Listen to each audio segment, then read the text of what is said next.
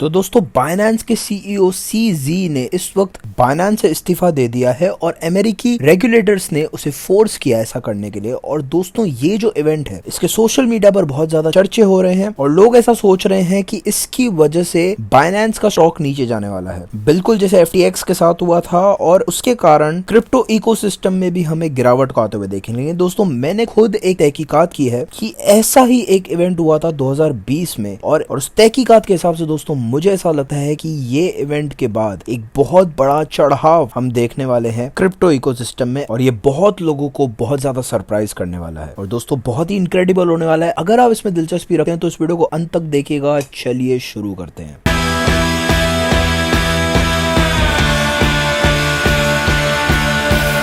Hello दोस्तों, स्वागत है आपका रोड टू मिलियंस हिंदी में। आज हम मिल रहे एक नए वीडियो के लिए। जैसे मैंने आपको कहा था हर फ्राइडे 6 बजे वीडियो आ जाता है। पिछले हफ्ते हम नहीं ला पाए, माफ कीजिएगा दोस्तों, पर इस हफ्ते से रेगुलर होने वाले हैं वीडियोस। एनीवेज दोस्तों, बाइनेंस के सीईओ सीजी ने एक बहुत बड़ी अनाउंसमेंट की है। उसने ये कहा है कि उसे फोर्स किया गया है इस रेजिग्नेशन को करने के लिए अमेरिकी रेगुलेटर्स के द्वारा, क्योंकि उनके हिसाब से सीजी ने बहुत सारे इलीगल चीजों को किया है और उसके पास भी कोई सोल्यूशन नहीं था। अमेरिकी रेगुलेटर्स ने सिर्फ 2 ऑप्शंस उसे दिए, या तो वो रिजाइन करे और रिकॉर्ड फाइन भरे जो $4 बिलियन का था, या फिर उसे जेल जाना पड़ता। इन दोनों में से उसे एक चूज करना था, तो उसने रिजाइन कर दिया। अमेरिकी लोग जीत गए दोस्तों हमेशा की तरह, और सीईओ बाइनेंस का जो सीईओ है उसे अमेरिकी जंग में हार कर अपनी ही कंपनी से रिजाइन करना पड़ा। और दोस्तों ये चीज मुझे बहुत ज्यादा गुस्सा दिलाती है, क्योंकि इसका मतलब ये हो रहा है कि ट्रेडिशनल मार्केट का क्रिप्टो के ऊपर और ज्यादा कंट्रोल बनता जा रहा है, जो बहुत ही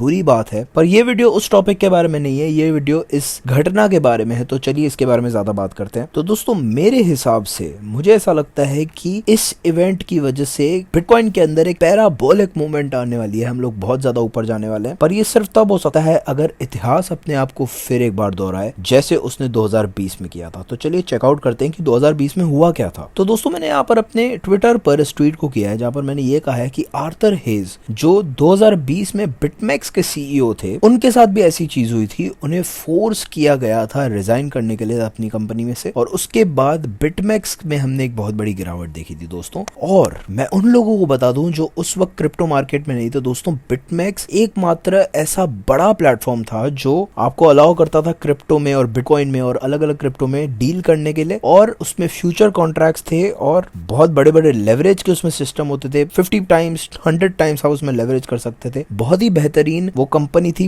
बिल्कुल ही बाइनेंस की तरह। जैसे इस वक्त बाइनेंस है दोस्तों, बिल्कुल उसी तरीके से वो भी था। और इस प्लेटफॉर्म की वजह से रेगुलेटर्स को बहुत तकलीफ होने लगी और इसी कारण की वजह से उन्होंने बहुत ज्यादा प्रेशराइज किया था आर्थर हेज को रिजाइन करने के लिए। और दोस्तों मैं आपको ग्राफ पर इन दोनों इवेंट्स को साथ रखकर दिखाता हूँ। आप यहाँ पर देख सकते हैं कि जब आर्थर हेज ने कंपनी को छोड़ा था, बिटकॉइन के प्राइस में हमने एक बहुत बड़ी बढ़ोतरी को होते हुए देखा। और दोस्तों नवंबर 22, नवंबर 23, बिल्कुल जो समय में हम इस वक्त हैं वही उस समय भी सिस्टम था दोस्तों, और बेयर मार्केट खत्म होने वाला था। एक सीईओ को फायर किया, उसके बाद एक बहुत बड़ी बढ़ोतरी हमने देखी। सेम टू सेम चीजें दोस्तों इस वक्त के मार्केट में हम होते हुए देख रहे हैं। मैं और ज्यादा डिटेल में आपको इस ग्राफ पर दिखाता हूँ दोस्तों। बिटकॉइन अगेंस्ट द डॉलर है। आप यहाँ पर देख सकते हैं सितंबर से नवंबर के बीच में हमने बिटकॉइन के अंदर एक छोटी सी कंसोलिडेशन को यहाँ पर देखा था और उसके बाद एक बढ़ोतरी को आते हुए हमने देखा था। और आप यहाँ पर देख सकते हैं हमने थोड़ी सी कंसोलिडेशन देखी, फिर बढ़ोतरी, फिर कंसोलिडेशन, फिर बढ़ोतरी, और उसके बाद एक पैराबोलिक बढ़ोतरी। वही सेम चीज हम इस वक्त पे होते हुए देख रहे हैं हमारे मार्केट में। आप देख सकते हैं कंसोलिडेशन, फिर एक बढ़ोतरी, फिर कंसोलिडेशन, फिर एक बढ़ोतरी। तो सिमिलर माहौल है।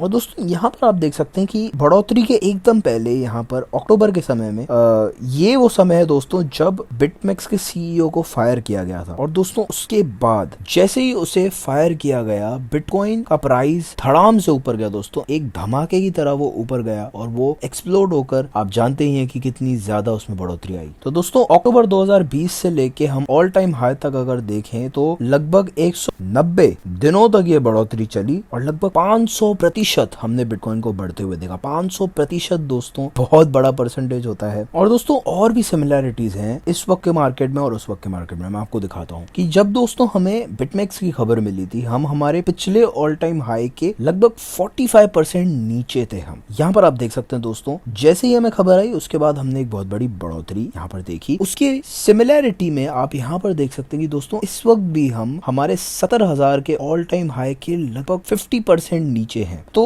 बहुत ही ज्यादा सिमिलैरिटी हमें देखने को मिल रही है। और यहाँ पर अगर मैं पिछली वाली बढ़ोतरी को कॉपी पेस्ट करूं तो हमें टारगेट मिलता है लगभग, इस तरह रखने पर मुझे ये पता चलता है दोस्तों की लगभग $2,20,000 का हमें टारगेट मानकर चलना चाहिए। ऑफ कोर्स ये टारगेट बहुत ही ज्यादा है दोस्तों, मैंने सिर्फ कॉपी पेस्ट करके इस टारगेट को निकाला है। इसमें उतने लेवल की एक्यूरेसी नहीं है, मार्केट में काफी सारी चीजें होती है, उतार चढ़ाव होते हैं, पर हाँ 2,20,000 का टारगेट कॉपी पेस्ट करके मुझे मिल रहा है, जो एक बहुत बड़ा टारगेट है। और दोस्तों जब हमारे पास एक ऐसा एसेट होता है बिटकॉइन जैसा, जिसमें लॉगरिथमिक रिग्रेशन होता है और जिसमें दोस्तों बेसिकली जैसे जैसे समय में हम आगे बढ़ते हैं तो उसके जो मूवमेंट है, जो एक्सपांशन है, जो उसकी बढ़ोतरी है वो घटी जाती है स्केल में। जैसे कि पहले वो $0 से 100, 150, $1,000 तक बढ़ा, उसके बाद 1,000 से वो 20,000 तक बढ़ा, तो उसकी स्केल जो है वो घट गई दोस्तों, क्योंकि 0 से 1,000 में वो 1000% बढ़ा, पर 1,000 से 20,000 में वो सिर्फ थोड़ा ही बढ़ा दोस्तों। और उसी तरीके से इसकी जो स्केल है वो घटी गई है जैसे जैसे हम समय में आगे बढ़े हैं। तो दोस्तों इसको मद्देनजर रखते हुए हम उसमें इतनी बड़ी बढ़ोतरी को आते हुए नहीं देख सकते, उतनी बड़ी बढ़ोतरी एक्सेप्ट नहीं कर सकते, क्योंकि वो बहुत ज्यादा हो जाता है। स्केल को थोड़ा हमें घटाकर एक प्रैक्टिकल अप्रोच यहाँ पर लगाना पड़ेगा असली टारगेट को पता लगाने के लिए। और यही मेरा पॉइंट है दोस्तों। मेरा पॉइंट ये नहीं है कि हम यहाँ पर 2,20,000 पर पहुंचने वाले हैं। मेरा पॉइंट ये है कि हम इस पॉइंट पर जहां हम हैं इस वक्त मार्केट में, यहाँ से एक पैराबोलिक मूवमेंट की शुरुआत को देखने वाले हैं।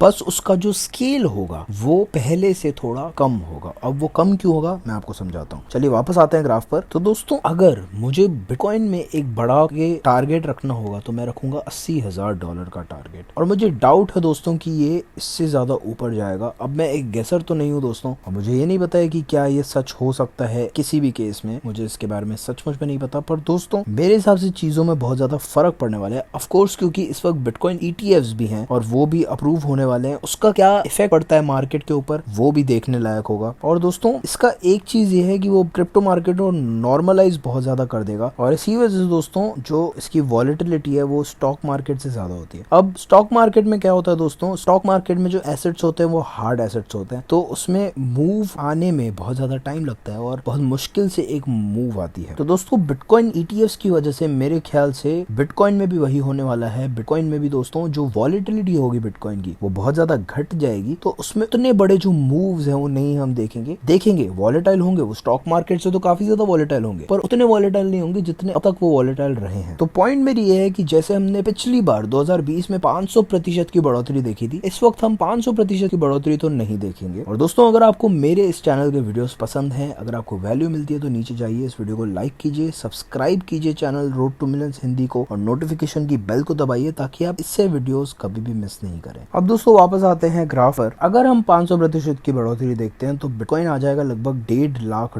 की लेवल पर, जो मुझे विश्वास करने में थोड़ी दिक्कत हो रही है दोस्तों। वो एक बहुत बड़ा टारगेट है, मैं खुश बहुत होऊंगा अगर वो होता है तो, पर ऐसा होने की संभावना बहुत कम है। और होने की संभावना एक तरीके से है भी, क्योंकि पिछली बार जिस लेवल पर हम थे, पिछली बार जो चीजें हो रही थी मार्केट में वही चीजें इस वक्त भी हो रही है। और दोस्तों अगर मैं ऑल टाइम हाई से लेकर अब की लेवल तक चेक करूं, आप यहाँ पर देख सकते हैं मुझे मेजर करते हुए, और बाप रे बाप बिल्कुल ये एक जादू की तरह है दोस्तों कि हम इस वक्त -45% पर हैं। जिस तरीके से हम पहले थे, इस वक्त भी हमें खबर आई है, उस वक्त भी हमें ऐसी ही खबर आई थी, उस वक्त भी दोस्तों हमने एक बहुत बड़ी बढ़ोतरी देखी थी। इस वक्त हम वैसी बढ़ोतरी देखेंगे या नहीं देखेंगे ये देखने वाली बात होगी। अब दोस्तों बहुत लोग ऐसे न्यूज को लेकर इन्वेस्टमेंट करते हैं, इन्वेस्टमेंट में ऐसी न्यूज की बहुत ज्यादा वैल्यू होती है। मुझे नहीं पता इसका क्या करना चाहिए, मैं आपको कोई एडवाइस नहीं दे रहा हूँ, मैं आपके सामने बस ये सिमिलैरिटी रख रहा हूँ, क्योंकि मेरा खुद का दिमाग खराब हो गया था जब मैंने इतनी सारी मार्केट की सिमिलैरिटीज को देखा। और दोस्तों आपको क्या लगता है इसके बारे में मुझे नीचे कमेंट करके बताइए। मुझे बताइए कि आपका क्या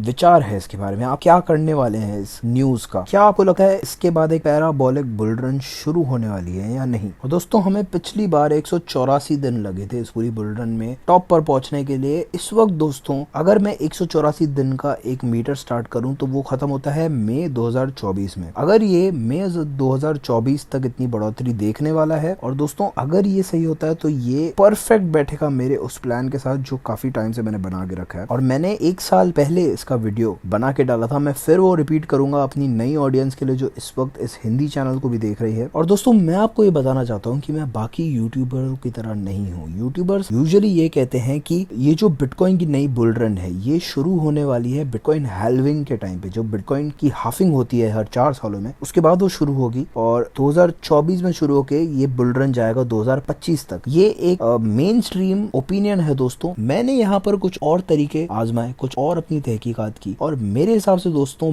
बिटकॉइन का जो मार्केट है वो हमेशा माइनॉरिटी को सपोर्ट करता है और माइनॉरिटी को रिवॉर्ड करता है, मेजॉरिटी को रिवॉर्ड नहीं करता है। ये हमेशा से देखा गया है दोस्तों। और इन सारी चीजों की वजह से मुझे ऐसा लगता है दोस्तों कि बिटकॉइन का जो ये बुल रन है वो जल्दी शुरू होने वाला है। 2025 में नहीं शुरू होने वाला है, 2024 में अभी से ही शुरू होने वाला है और 2024 मई तक वो एंड भी होने लगेगा। ये मेरा ख्याल है दोस्तों। ये एक बुल रन यहाँ पर हम देखने वाले हैं जो बहुत जल्दी शुरू होने वाला है। मेरे हिसाब से ये एक चीज है जो हो सकती है और मैं इसमें इन्वेस्ट करने वाला हूँ। अगर आप भी इसमें इन्वेस्ट करना चाहते हैं तो आप मेरा वो वीडियो जाकर देख सकते हैं जहाँ पर मैंने आपको ये दिखाया है कि सबसे बेहतरीन तरीके कौन से हैं इन्वेस्ट करने के लिए बायबिट का इस्तेमाल करके। तो दोस्तों अगर हम 190 दिनों में इस तरीके की बढ़ोतरी आते हुए देखते हैं तो वो लगभग मई 2024 के बीच में खत्म होगा। और अगर ऐसा होता है दोस्तों तो वो एक बहुत ही बेहतरीन चीज होगी। अगर ऐसा होता है दोस्तों तो वो एक बहुत बड़ी सक्सेस होगी उन लोगों के लिए जो मुझे फॉलो करते हैं, मेरे यूट्यूब चैनल को जिन्होंने फॉलो किया है काफी समय से, उनके लिए एक बहुत बड़ी चीज होने वाली है ये। तो दोस्तों चाहे कुछ भी हो जाए, मैं चाहता हूँ आप रेडी रहें। अब हम बहुत ज्यादा क्लोज आ गए हैं दोस्तों। ये समय है बिटकॉइन के अंदर वापस आने का, इन्वेस्टमेंट्स को फिर से शुरू करने का। ये सही समय है मार्केट के अंदर घुसने का दोस्तों, चाहे 6 महीने लेट क्यों ना हो जाए हम। ये बिल्कुल सही मोमेंट है मार्केट के अंदर फिर धीरे धीरे घुसने का। अगर आपने इस चैनल को अभी तक सब्सक्राइब नहीं किया तो जाकर सब्सक्राइब कर दीजिए दोस्तों, क्योंकि ऐसे ही वीडियोस हर हफ्ते मैं आपके लिए लेकर आता हूँ। और दोस्तों अब मैं आपसे अगले वीडियो में मिलूंगा। चाओ।